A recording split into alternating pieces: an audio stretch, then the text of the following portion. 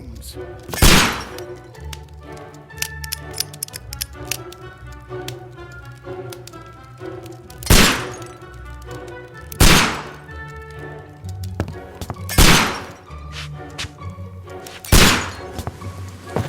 Holmes, will you stop that?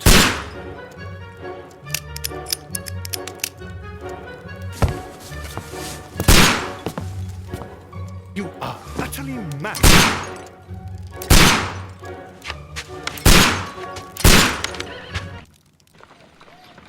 Stop, Holmes! Is that you, Watson? Yes, of course it is. And you almost killed me. Nonsense. I was aiming for the vases. Blindfolded? Watson, quiet, please. I'm trying to concentrate.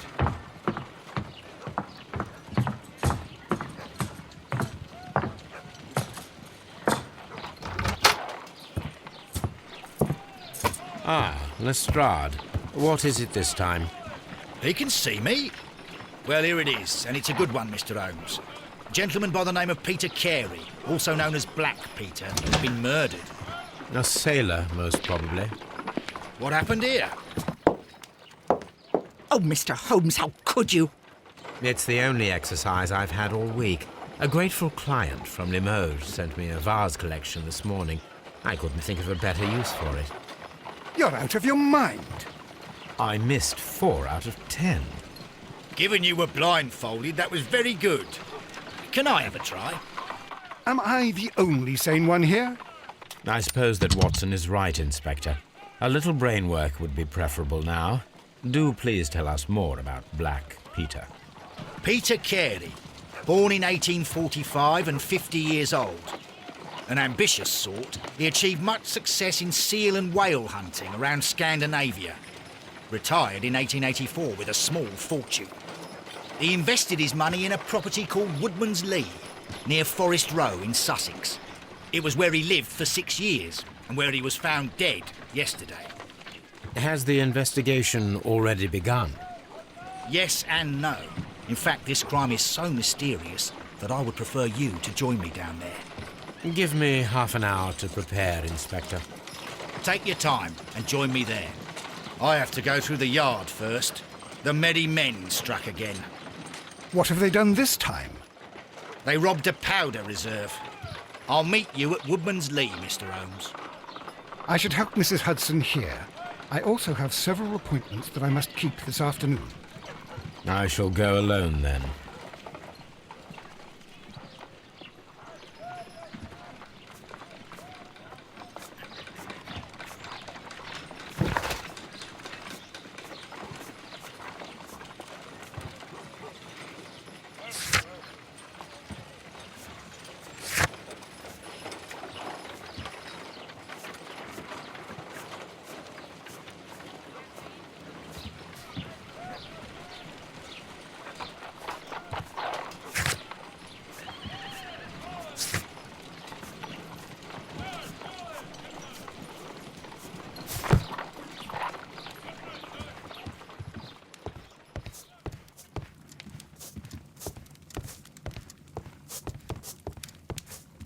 Oh, what a mess! What a terrible mess! My archive. I can always consult with it, if needed. This is where I keep my post. My archive. I can always consult with it, if needed. My archive. I can always consult with it, if needed.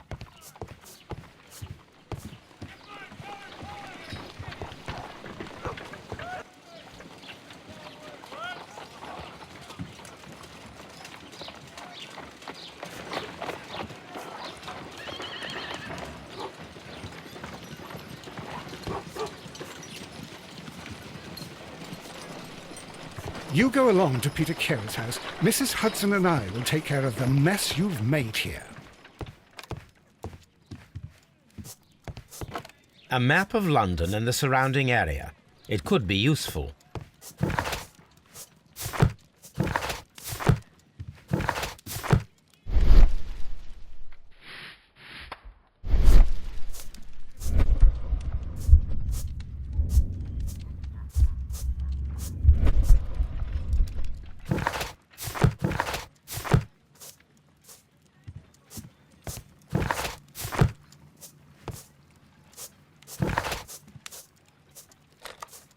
cannot leave yet. I am not finished here.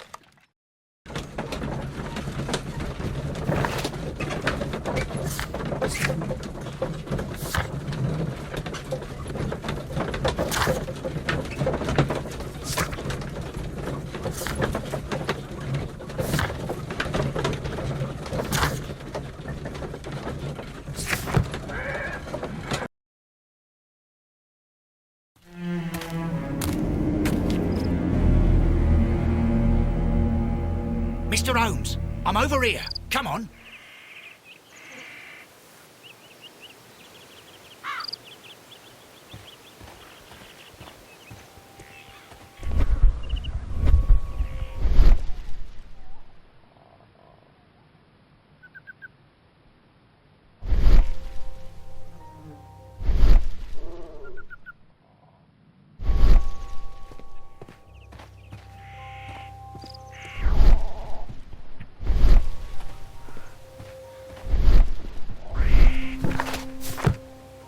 It seems that the garden was well maintained.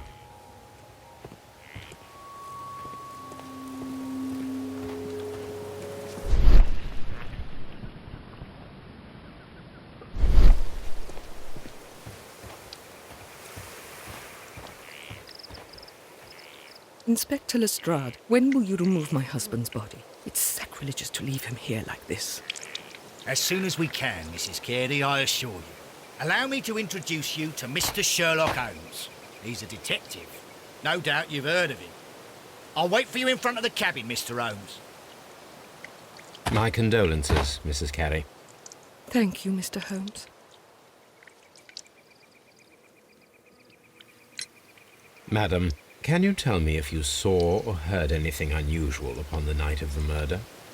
At 2 o'clock in the morning, I heard a terrible scream. But I thought nothing of it then. He would scream all the time when he was drunk. Do you remember at what time you found your husband's body?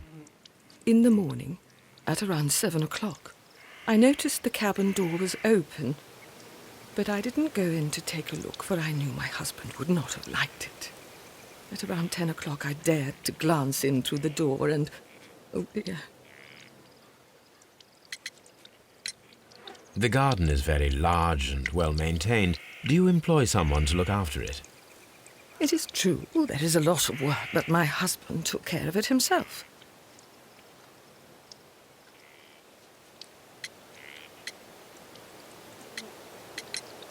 Can you please tell me what occurred on the evening of the murder? Well, Peter got drunk in the evening. He was in such a terrible temper. Usually, whenever that happened, he'd stay all night drinking in his cabin before passing out. Was your husband accustomed to receiving visitors? Oh, no, I don't think so. I mean, he didn't really have many friends. He lived quite an isolated life here, after his retirement.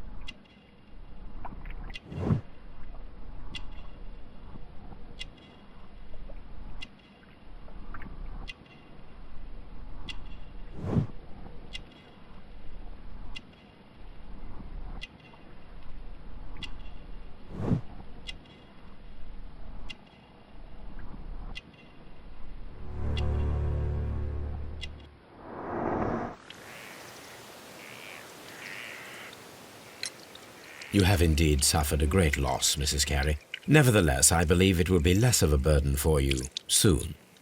Yes, life with Peter was never easy, but he was still my husband. He was different, wasn't he, when you first met him upon your return from Plymouth? Yes, Mr. Holmes. Oh, my goodness, but how do you know about that? Never mind.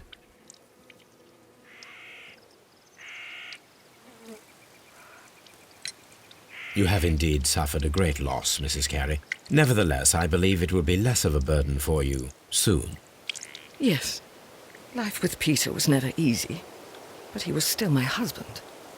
He was different, wasn't he, when you first met him upon your return from Plymouth? Yes, Mr. Holmes. Oh, my goodness, but how do you know about that?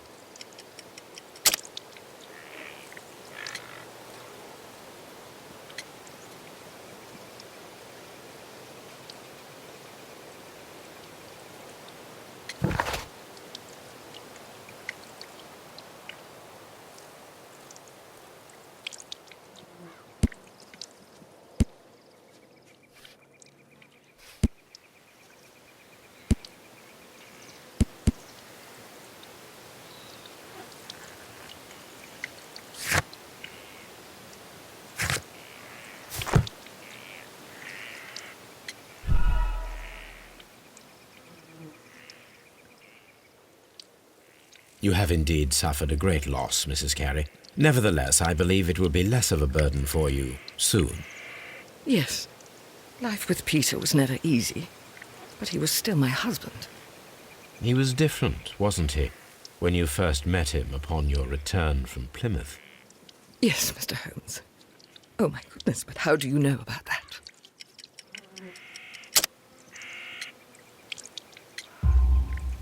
You undertook a pilgrimage to the Cathedral of Santiago de Compostela when you were young. That much is evident from the rosary in your hand. The shortest route for the pilgrim from England to Spain is from Plymouth. I believe that you met Peter Carey as a young sailor there, and you married him soon afterwards. That is indeed what happened, Mr. Holmes. How extraordinary. Thank you, madam.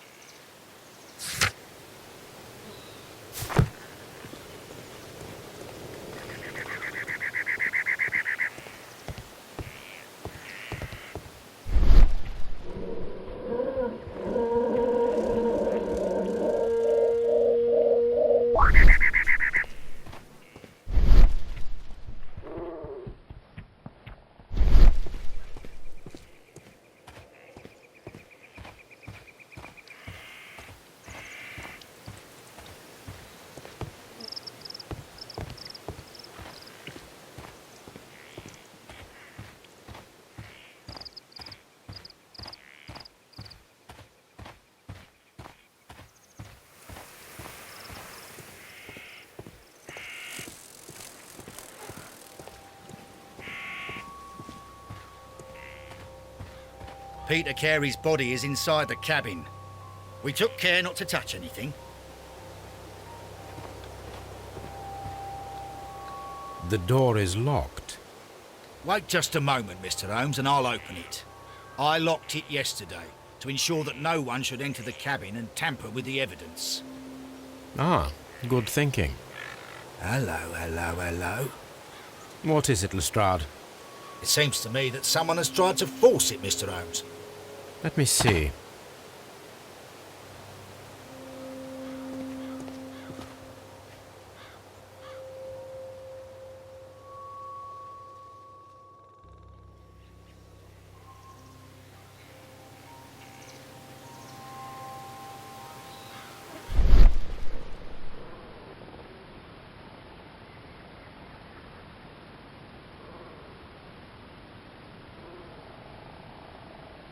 These scratches are fresh. You're right. Someone tried to force open the door. I swear these scratches were not here yesterday. Our mysterious visitor came here last night. Well, he's not the man for the job. This lock is not a difficult one. Perhaps he did not have the right tool.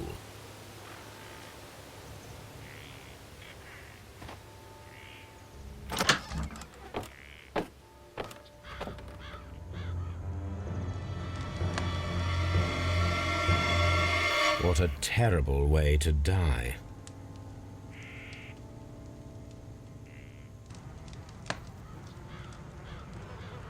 Someone drank from this glass recently.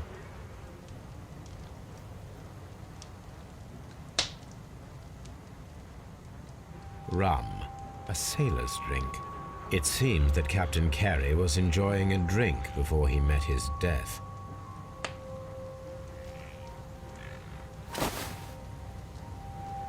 The initials PC have been crudely burned. A sailor's work.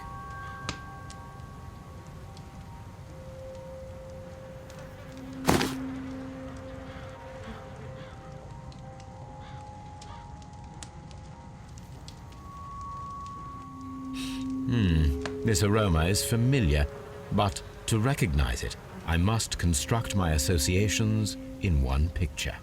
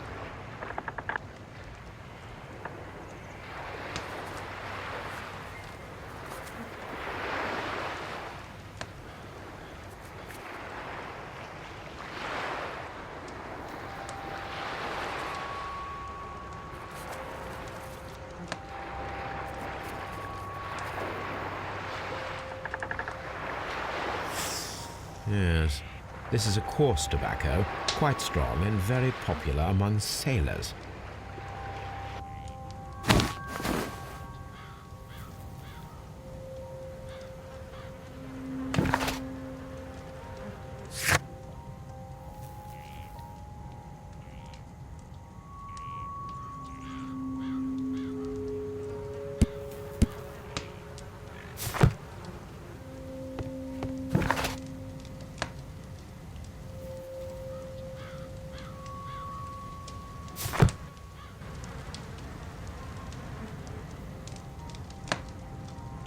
Peter Carey was impaled to the wall by a whaling harpoon. The weapon fully penetrated the body. The force of the blow was immense. This man is in his 50s, yet he still looks quite strong. Peter Carey was fully dressed. He was not caught by surprise. It is possible that he knew his murderer.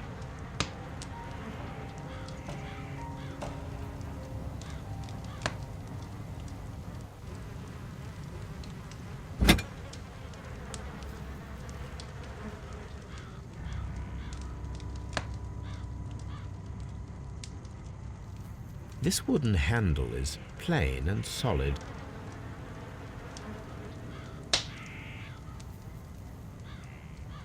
This blood is from the pool underneath the dead body. Peter Carey tried to defend himself with this knife, but he did not succeed.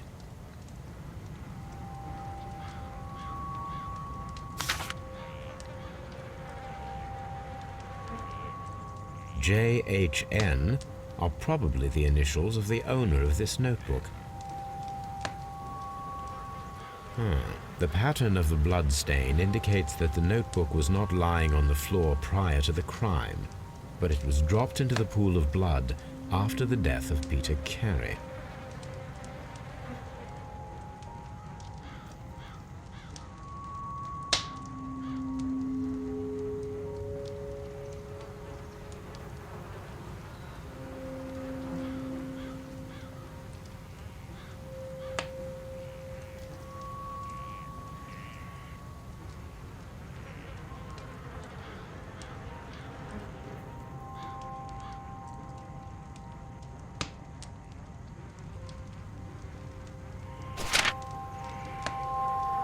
These abbreviations mean something, but what?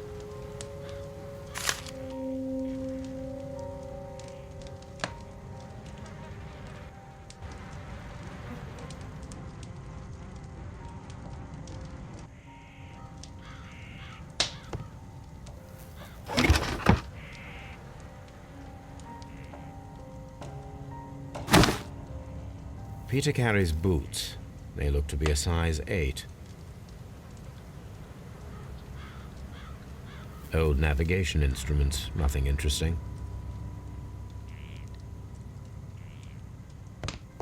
The murder weapon was probably taken from this rack. The ship's logs of the Sea Unicorn for the years 1878 to 1884. Peter Carey was her captain. The ship's logs of the Sea Unicorn for the years 1878 to 1884. Peter Carey was her captain.